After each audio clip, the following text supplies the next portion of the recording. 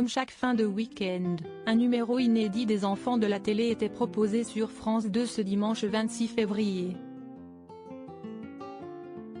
Laurent Ruquier, qui a été surpris par l'arrivée de son chéri Hugo Manos en plateau en cours d'émission, recevait cette semaine Michel Jonas, Amir, Daniela Lombroso, Idy Djadel et Clémentine Célarié. Et cette dernière a eu le droit à un retour en arrière particulièrement marquant.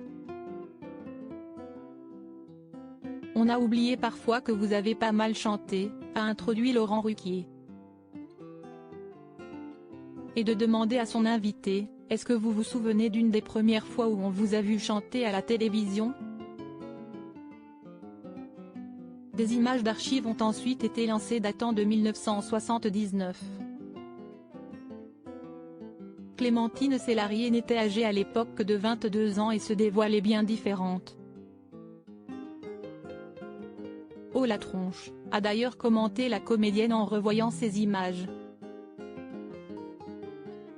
Après coup, Clémentine Célarié en a dit un peu plus sur le contexte de cette période, précisant qu'à ce moment-là, elle n'avait pas encore succombé à la chirurgie esthétique.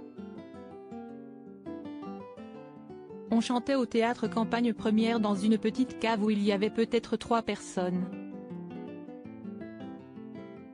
C'était avant mon opération. Mon nez était plus épais, vous voyez. A-t-elle souligné. Si est-il pas le nez qui m'a frappé moi, si est-il la coiffure, a alors rebondi Laurent Ruquier amusé. Vous n'aurez rien dit sur le nez, on ne serait pas aperçu, on était braqué sur les cheveux vous voyez. Mon physique était une injustice. Clémentine Célarié, elle, ne pouvait en revanche que se focaliser sur son nez pas encore retouché. Et pour cause, il a représenté un grand complexe lorsqu'elle était adolescente. Je trouvais que mon physique était une injustice.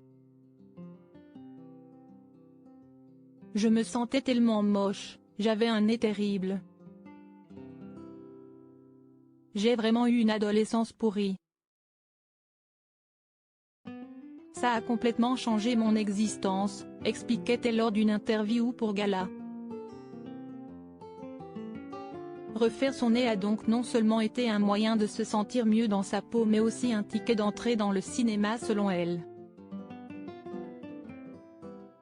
J'ai voulu m'acheter un morceau de féminité pour me sentir regardée. Je me suis acheté un nez comme un passeport pour être comédienne. J'ai inconsciemment changé mon destin.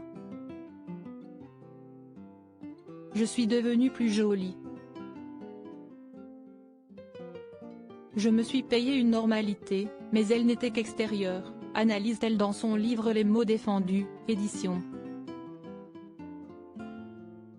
Albin Michel.